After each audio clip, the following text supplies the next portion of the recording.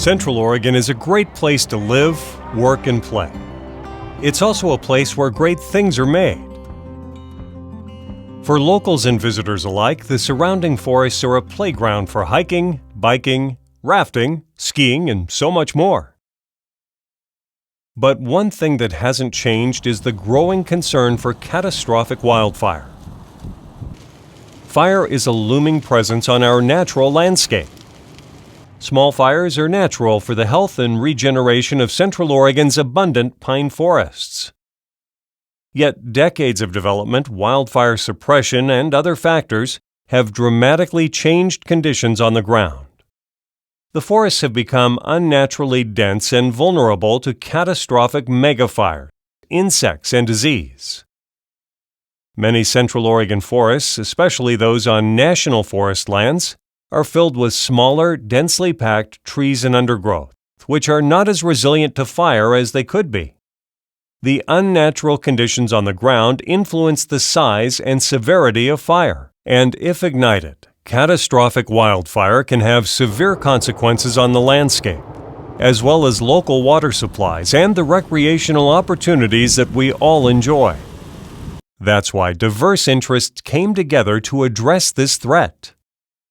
The Deschutes Collaborative Forest Project produced the West Bend Project, which began in 2010 and will continue forest restoration work until 2020. The project encompasses 26,000 acres west of Bend. The West Bend project itself actually had 4 different purposes that come together very nicely on that landscape.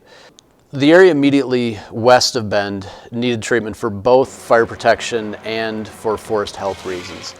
And so we undertook this project to improve forest health, to reduce the risk of stand replacing catastrophic wildfire.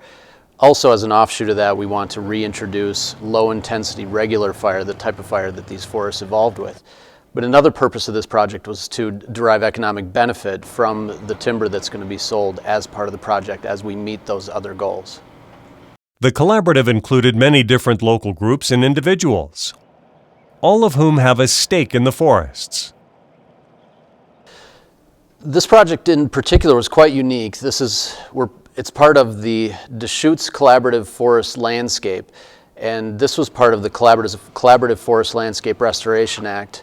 The Deschutes Collaborative Forest Project was developed. Institute of all the interests who really care about the forest in Central Oregon, from timber industry to environmentalists, from government interests to recreationists. They're all at the table. And they came together to develop recommendations for treatments in dry ponderosa pine forests that we then incorporated into our planning project. So it was really a broad swath of the community that came together to develop this project, more so than we typically take on. This project is pretty unique. We talk a lot about how we need the local infrastructure to process wood, to process lumber, in order to make the rest of our operations go. And you see it very succinctly in the West Bend project. We're doing timber harvest right now as we speak, and the revenue that's generated from that timber harvest is coming directly back to the fleets through stewardship contracts. And that money is being used to complete the restoration work that comes on the back end of the project. All receipts of the timber sale come directly back to the community. Only local mills, loggers, and suppliers are used. And the resulting forest restoration benefits local recreation and tourism and the local economy.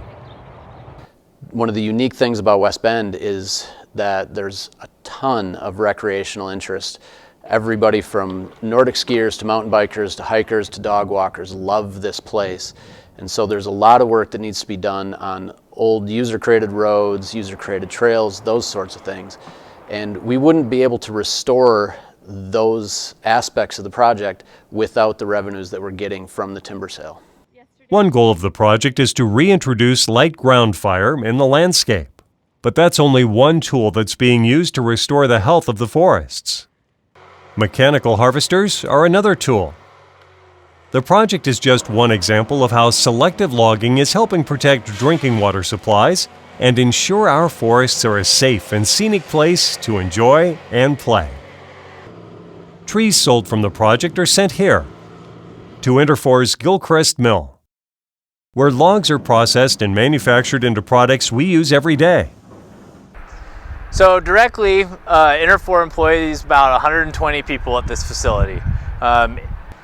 Indirectly, there are possibly hundreds of more jobs with people supplying the mill with logs, truckers, all the supplies the facility needs to operate on a daily basis.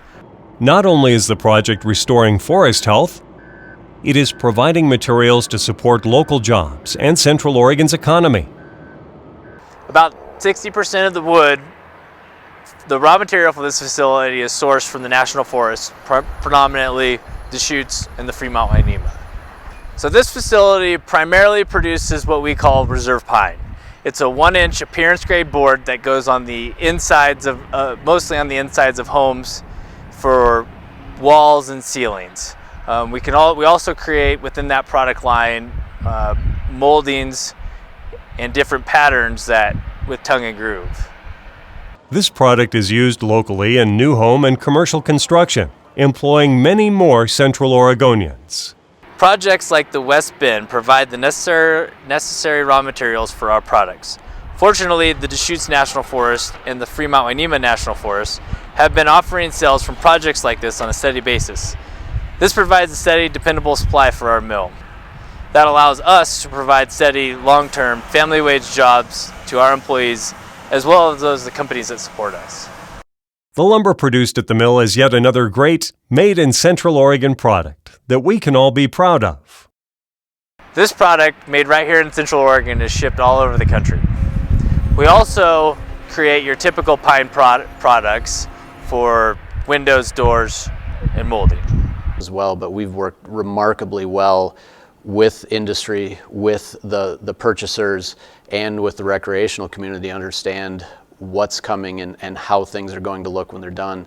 When projects like this are done in National Forest, it reduces the risk of wildfires so people can recreate in a forest that is green and growing, rather than avoiding an area that is black and has dead trees dangerously standing around. The best part of projects like the West Bend project is that locals and visitors alike will have a healthier, resilient forest that is around for future generations to enjoy. When completed, our forests will look much the same as they did historically. We know this because of early photos of the area. Implementing projects like this ensures the trees will be healthy and people will have places to recreate for many years to come. This is a win-win for the environment, for recreation tourism, for local jobs, the community, and the local economy. So, a healthy forest is a productive forest, providing many more benefits than you may have thought. To learn more, visit healthyforests.org.